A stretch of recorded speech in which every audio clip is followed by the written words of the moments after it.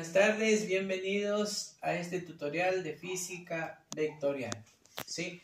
Vamos hoy día a aprender un poco sobre cómo en física se representan los vectores. ¿Sí? Pueden ser en las coordenadas rectangulares, en función de los vectores base, en función de sus coordenadas geográficas y en función de su módulo y su ángulo. Vamos a empezar por las coordenadas rectangulares. Cuando en el plano un vector B tiene como punto inicial el origen. En este caso te das cuenta que aquí está el origen, ¿sí? Y las coordenadas serían 0, 0, porque no tenemos ni en X ni en Y. Queda determinado por las coordenadas rectangulares. En este caso, las coordenadas rectangulares del extremo Bx y By, donde cada coordenada recibe el nombre de componente rectangular, ¿sí? En el eje X sabemos, o en el eje horizontal, se representan las abscisas, o el eje de las X. Y en el eje Y, o en el eje vertical, se representa el eje de las ordenadas, ¿sí? Entonces, aquí vemos, al unir estos dos, aquí tendríamos el módulo del vector y aquí están las componentes rectangulares. Muy bien, vamos por acá. En función de los vectores base, cuando un vector C en el plano está definido en la forma CXY más CYJ. Bueno, te explico un poco más a qué se refiere esto. El eje Y siempre va a ser J en función de los vectores base. Y el eje X, que es el eje horizontal, en X va a ser Y. ¿Sí? Eso tienes que tomar en cuenta. Está representado en función de un vector base, donde Cx es la componente escalar, que dije que es la componente del eje X, y Cy es la componente escalar del eje Y. ¿Sí? Aquí tenemos un ejemplo. El vector C, que es igual a 5i menos 2j. Te das cuenta que está representado en función de los vectores base. Conocidas las componentes escalares Cx y Cy, expresamos el vector en coordenadas rectangulares, ¿sí? Entonces, ¿qué es lo que hacemos? Simplemente reemplazamos. ¿Cuánto vale Cx? 5. ¿Cuánto vale Cy? Menos 2. Al poner acá la respuesta, diría que Cx sería 5 y Cy sería menos 2. Y afuera serían los kilómetros. Muy bien, vamos a seguir.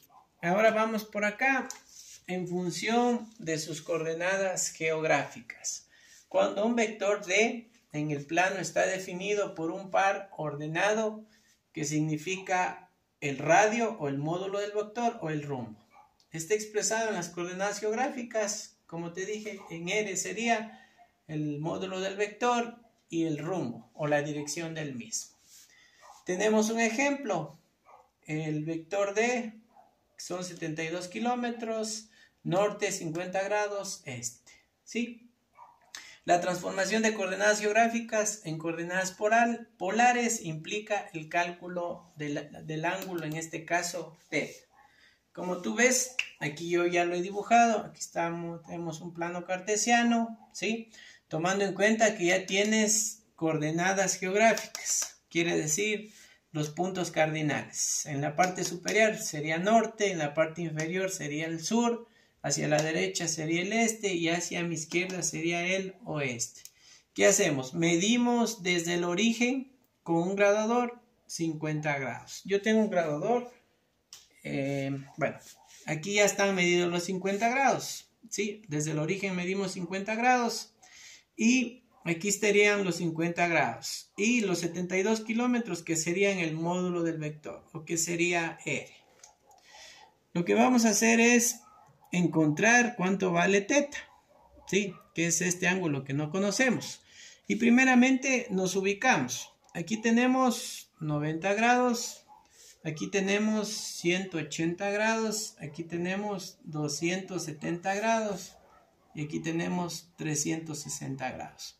Como nos encontramos en el primer cuadrante, este es el primer cuadrante, este es el segundo cuadrante, este es el tercer cuadrante y este sería el cuarto cuadrante. Estamos en el primer cuadrante. Aquí estarían los 90 grados, que sería aquí el ángulo recto, menos los 50 que están acá, nos viene dando 40 grados. Entonces, este ángulo teta va a medir 40 grados. Comprobamos, 40 más 50 son 90, ¿sí? Entonces, las coordenadas geográficas, en este caso, de este vector serían el radio, que serían los 72 kilómetros, el ángulo teta, que serían los 40 grados. Muy bien, vamos a seguir por acá, en función de su módulo y su ángulo. Cuando en el plano se define un vector A con el par ordenado, acuérdate que radio es el módulo del vector y por el ángulo teta. Está expresado en las coordenadas polares, donde R representa el módulo del vector y el ángulo medido desde el eje polar hasta el vector en sentido antihorario. Yo he medido aquí tenemos un ejercicio. A es igual a 6 metros, 140 grados. Entonces, desde el origen he medido hasta acá 140 grados, ¿sí? El módulo del vector o el radio, que fueron 6 metros. De aquí mido 6 metros, en este caso serían centímetros, ¿sí? Muy bien. Finalmente, ¿qué es lo que voy a hacer? Conociendo el módulo y el ángulo, voy a averiguar las componentes del vector. Entonces, voy a averiguar la componente en X, que sería igual a... Ya, muy bien. Hasta aquí nos vamos a quedar. Muy bien. Ahora, voy a averiguar la componente en X y veo una función trigonométrica que me relacione hipotenusa y cateto adyacente. Este sería el cateto opuesto, ¿sí? Entonces, hipotenusa, cateto adyacente. La función que me relaciona la hipotenusa y el cateto adyacente es el coseno, ¿sí? Coseno en este caso del ángulo, que serían 140. Voy a reemplazar el módulo del vector, conozco que son 6 metros por el coseno de 140 grados. Ojo, tiene que salirme la componente en X negativa, porque acuérdate que hacia la derecha en X es positivo y hacia la izquierda es negativo. Con la ayuda de la calculadora vamos a hacer el cálculo. Entonces digo 6 por coseno de 140. Espero que puedas observar ahí. Y me sale menos 4.59. La componente en X sería menos 4,59. Muy bien. Vamos ahora con la componente en Y. Y nos vamos a ubicar la componente en Y, que estaría aquí. Y yo digo, ¿qué función trigonométrica me relaciona? El cateto opuesto y la hipotenusa. ¿Cuál sería esa función trigonométrica? Sería el seno. Voy a reemplazar el módulo del vector que viene, acuérdate que es A, sería el módulo del vector. Serían 6 por el seno de 140 grados. Entonces hacemos el cálculo. Y digo 6 por el seno de 140. Y me sale 3.85. Positivo.